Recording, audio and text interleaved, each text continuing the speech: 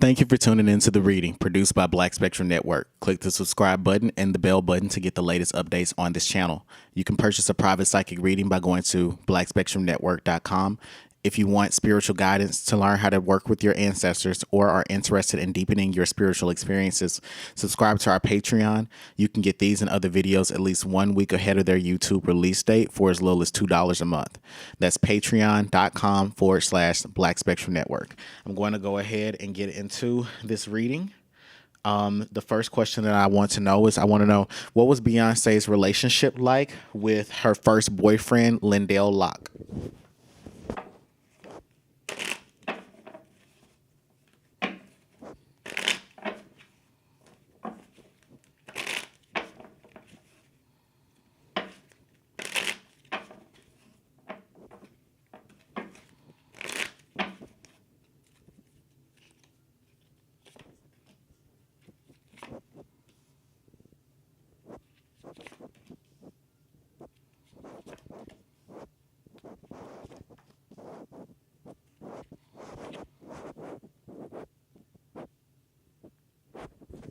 Okay, so the relationship was pretty one-sided. Beyonce's first boyfriend was not a good boyfriend to her. In fact, he was quite selfish. I see that their relationship obviously their relationship was in their teens, but the sort of indolence that I'm seeing on his part is him wanting to support her music career, but not really believing that she would become a superstar musician. At the same time, I see that he wasn't really passionate about being with her. He found her to be an attractive girl. She was definitely more interested in him than he was her. But then there's the card for interference, which is speaking specifically about how her parents intervened or interfered in the relationship, causing things to go off track. So the relationship didn't go as far as it needed to, or it ended prematurely earlier than it normally would have because of her parents. Now, the second row of cards is speaking specifically about his experience of the relationship in its totality. After the breakup, years after the breakup, he became more sorrowful over it, and he actually reminisces about their relationship a lot to this day. And he sometimes thinks to himself, could he have truly been happy with her, and had he not been so selfish with her? She wanted more attention from him. He couldn't give her that attention because he was working a job and he wanted to make his own money. So at the time, for her to be a musician or a singer, he was saying, okay, this is your dream. This is what you want to go for. That's cool. But him being 16 or 17 years old, which is what I'm hearing, he felt that at that time it was better for him to work on, I don't know if he was working at a grocery store or if he was working at a retail store, but I am saying that he was working a job and he wanted to make his money. Now I want to know, did Beyonce ever end up pregnant by him?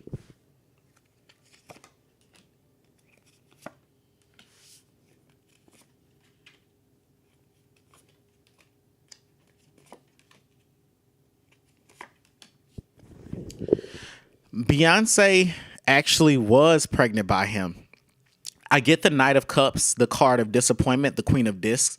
The arithmetic of these three cards is speaking specifically about how Tina Knowles was disappointed in her daughter for having the child, for getting pregnant by him.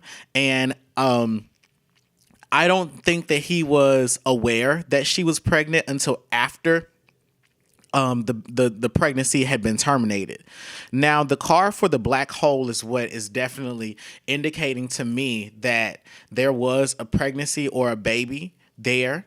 And I feel that this definitely this had a tremendous impact on Beyonce's esteem because she, in the beginning, she felt that this child was going to derail her career plans.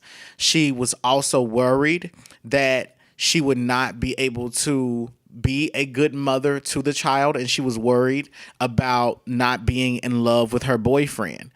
So at the same time, I'm seeing that it caused her it caused her tons of stress because she felt that she had been a disappointment to her family at that time. Now, as she had gotten older, she wanted to keep the baby because she, in her mid-20s, she had a desire to have a child, and the determination of this pregnancy did weigh on her in different ways as she had gotten older and was able to reminisce about the entire experience in itself. So now I want to know, were the original members of Destiny's Child close to one another? Did they all get along?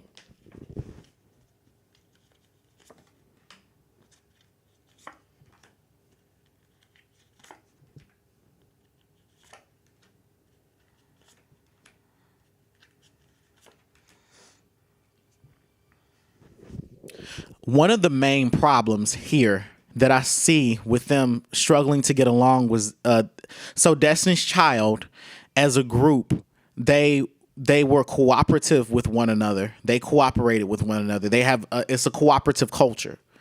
And so there are arguments, but the arguments lead to, you get closure and a solid conclusion to the arguments. There is a resolution. Matthew Knowles is a great negotiator, great businessman.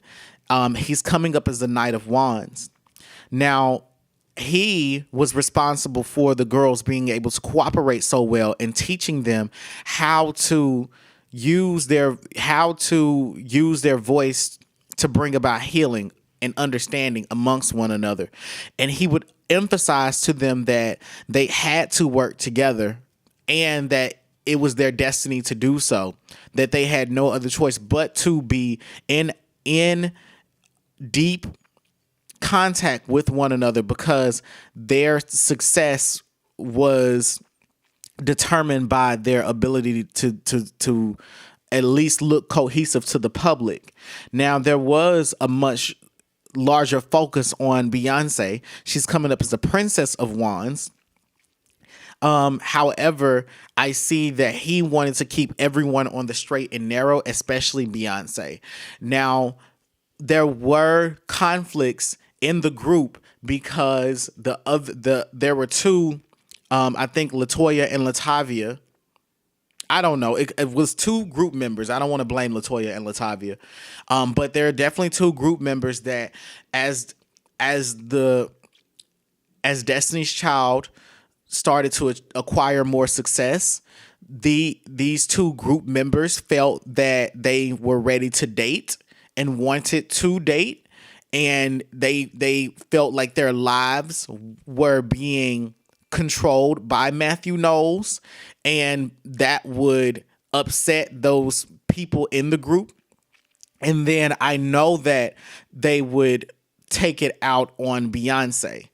I don't know, and I know that there's Kelley, Latavia, LaToya, but it's two of them, and it may have been Kelley as well, but I feel like it was LaToya and Latavia, as the lovers cards is indicating two people here.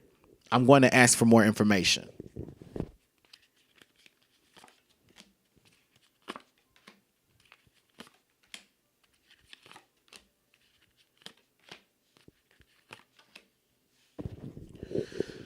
So I get the Prince of Wands, and this is Matthew Knowles coming up again. He was never satisfied with the group's success. He always felt that they could do more, do better, and be more perfect. Now, he was very much about making money, and he wanted the group to stay together. He wanted things to work and to work out, but he always felt that the group should be three people.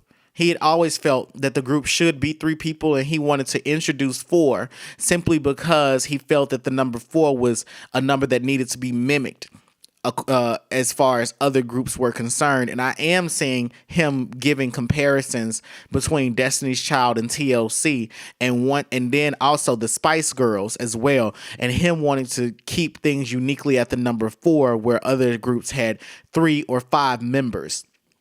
I then get the card for the Star. So this is all essentially saying that the girls, they were too young to not get along with one another. They were pretty much following the orders of Matthew Knowles, and they all looked up to him as though he were a father. So if he told the girls to work things out, they worked things out. But there was naturally a friendship there between all of them, though the friendship may not have run as deeply as the Real Housewives of Atlanta or your friends of 10, 20 years. Those girls were still friendly towards one another and bonding through their career experiences. So they had more of a sorority type of bond where they would defend each other in public, argue in private, but they also had an elder to orchestrate the conversations and make sure that they didn't devolve into grand debates about nothingness.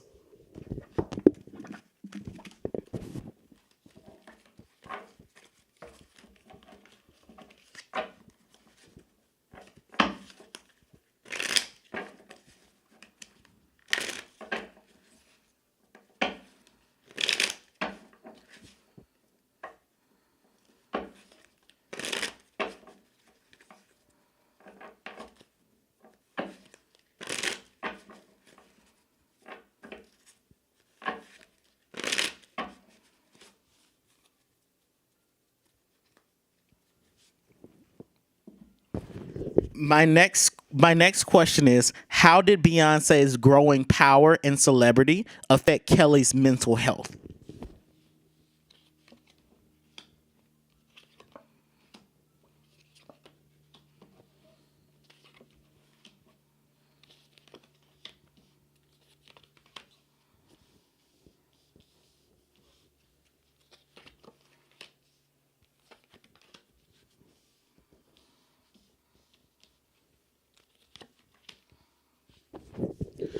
As far as Kelley's mental health goes, needless to say, Beyonce's success had a tremendously negative impact on Kelley. The first thing that I see is that Kelley felt that she was being punished by God, that somehow her lack of career success was because she wasn't as faithful to God, or that there was something that she had done that didn't allow for her to be as talented as Beyonce. She questioned whether God was even real or not for her. I see that Kelley is very spiritual and very connected to the universe, someone who meditates a lot. And part of what she would meditate on is are the results that she acquired through a comparative analysis of her and Beyonce's life, and seeing that Beyonce had materially more than she did and also had a much larger fan base. And Kelley would sometimes think to herself that she got off to a false start, or that her career success, the little success that she has, as she would put it, was off the back of Beyonce or Destiny's Child. I then see here that another thing that Kelley was very much concerned with was her lifestyle, as far as the type of amenities that she had become accustomed to. Being with Beyonce, they were pretty equal in terms of the things that they could spend their money on, or the things that, the places that they would go, because they had been connected at the hip. But once Beyonce entered her relationship with Jay-Z, that's when Kelley started to compare herself more. Now, along the lines of, as far as relationship goes, Kelley then begins to compare her singleness to Beyonce feeling as though she found her soulmate in Jay-Z. Kelley then feels as that she's not as creative as Beyonce, that the artistic body of work that she has been working so hard to produce and give to the world will never be as appreciated as it should, and perhaps she will be outshined by Beyonce. I then see here where Kelley would pick fights with Beyonce, or at least be petty towards her. And if she would say things to the effect of, I'm not trying to make you feel bad, but this is how I feel. I mean, girl, you got it all. You got it going good. Here it is. I am. This ain't going good for me. Girl, this album might flop. I don't know. Kelley would be incredibly honest about the people's assessment of who she was as a music artist. In addition to that, I see her checking her social media, seeing different criticisms that people launched at her about and comparing her to Beyonce. That also hurts her as well. The Prince of Cups is talking specifically about a relationship that she was in where she wanted to be married but didn't get married to this particular individual. And the reason that she wanted to be married to this man was because she wanted to get married before Beyonce did. And things didn't work out in this relationship. I'm saying this man as a gentleman whom at the time was the same age as her, in his mid-20s, taller than her, obviously, wider body build, and he may have been brown or dark complected. I then get the card in the third row of cards. I have the card for success, the Fool, and the card for ruin. So Kelley has largely struggled with finding a sense of adventure in the adversity that she faces. And she feels that she's one of those people that even though she gets through the challenge or obstacle in her life successfully, she still wants to get an A. And in terms of getting an A, what that means for her is having a certain income or a certain amount of money being returned to her or rewarded to her for her accomplishments. But that money amount must be the same as Beyonce's. Then I get the card for ruin. So her career has been stagnant because people compare her to Beyonce, but because in her head she compared herself to Beyonce. So she never created music that she was truthfully inspired by. The music that she created was trying to be a different sound than Beyonce's sound and trying to find her voice in music when her voice in music is actually very similar to Beyonce's. And if she had just compared and contrasted in a way that was healthy, she may have been even more successful than where she is today. So I'm now going to shuffle. I'm now going to pull a few more cards, because I want to know, why were Latoya and Latavia paid less than Beyonce and Kelley?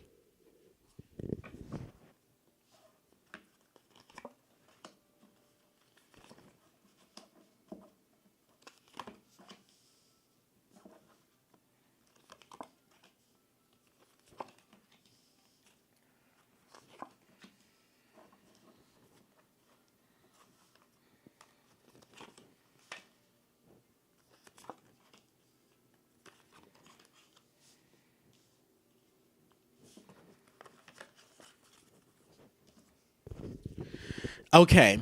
The cards are saying that it is not okay to assume that they were paid less than the other members of the group. In the reality of things, everyone was paid equal amounts. And they were paid for their fair share of work.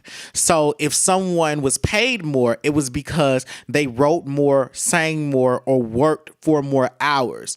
Although when it came to performances or things needing to be split between the other members of the group, specifically as talent, not as a writer, but as talent, things were split equally between all of them.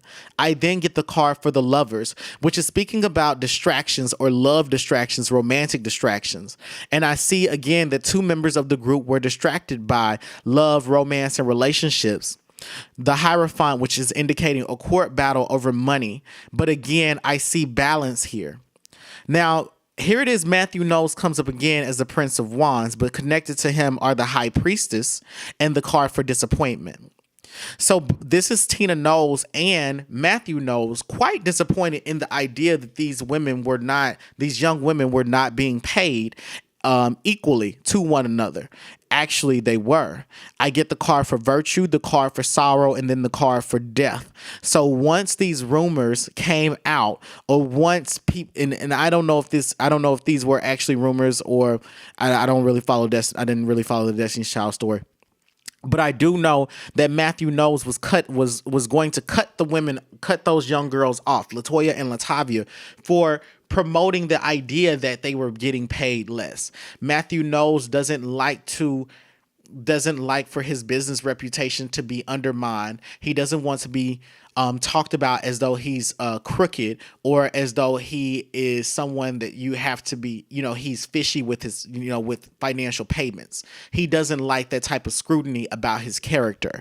So with that being said, they were not paid less. They were paid a fair share. And I think that with the Hierophant saying this here, there's probably a court battle or a legal decision that said that these women had been paid their fair share of money. And I don't get that they were in any way successful securing money after they disbanded from Destiny's Child. Fuel my fire, take me higher, I'll be your liar too. Cause when we're here, there's nothing better than the skyline view. Ooh,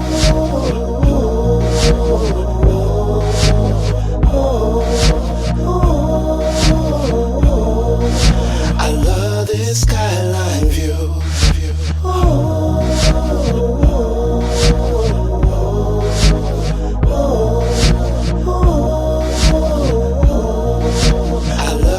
Sky.